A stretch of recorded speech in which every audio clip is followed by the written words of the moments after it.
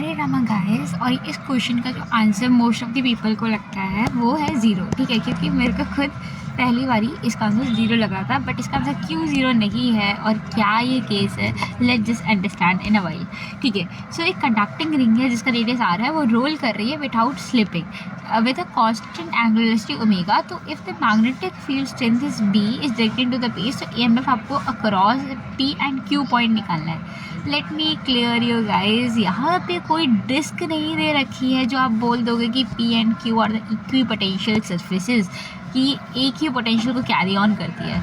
If it would be a disc तो हमने अच्छी तरीके से पढ़ा है, चाहे वो एमआर स्टार से पढ़ा हो, चाहे वो कद्दू के आंख से पढ़ा हो, किसी से तो आपने पढ़ा ही होगा। तो वहाँ पे बेसिकली क्या होता है कि अगर बहुत सारी बेसिकली जो रॉड्स होती हैं वो क्या करती हैं, बहुत सारी रॉड्स जो होती है जब रखते हैं तो इन्फिनाइट रॉड्स की वजह से एक डिस्क बनती है। और हमने एक रॉड की वजह से निकाला था, अगर अपन एक रॉड की वजह से देखें, एक रॉड की वजह से कितना आ रहा था, अगर उसे सेंटर के अबाउट घुमा रहे हैं तो एक रॉड कैसे आता था, B omega R square by 2।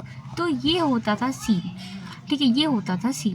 But over here आप देख सकते हो कि एक रिंग है, ना ही कोई डिस्क है, तो ऐसा कुछ नहीं लगेगा कंसेप्ट कि पी एंड क्यू हमारी इक्विपोटेंशियल सरफेस पे। अगर ये डिस्क होती तो इसका आंसर डेफिनेटली शायद ज़ीरो ही आता।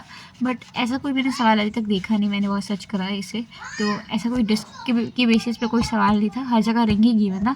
तो अभी हम देखते हैं, तो हमें क्या देखना पड़ेगा, पी और क्यू के बीच में इफेक्टिव लेंथ देखना पड़ेगा। क्या देखना पड़ेगा, हमें इस कॉर्ड के अबाउट इफेक्टिव लेंथ देखना पड़ेगा। और अगर ये जो लेंथ होती थी बेसिकली, इसको हम लिखते थे तो B omega R square by 2 होता था। अगर क्या होता था, जो लेंथ अपन का रहता था वो रेडियस के अबाउट रहता था, रेडियस के इक्वल रहता था। बट यहाँ पे जो लेंथ है वो r√2 का स्क्वायर है, तो आंसर ये हो जाएगा। तो आपका answer simply B omega R square आ जाएगा, ठीक है। Confusion I cleared you. ज़्यादातर लोगों को क्या कन्फ्यूजन हुआ होगा, मेरे ऐसे लोगों को क्या कन्फ्यूजन रहा होगा, तो I have cleared you I think. और बहुत आई थिंक मुझे ये खुद 20-25 minutes लगे हैं to search and find out the reason why the answer is not zero. I hope you like the video, and if you like the video please hit a subscribe button, because आप देख सकते हैं effort कितना लगता है to just for one question to make you clear, जिससे आपका समय बर्बाद ना हो, ठीक है।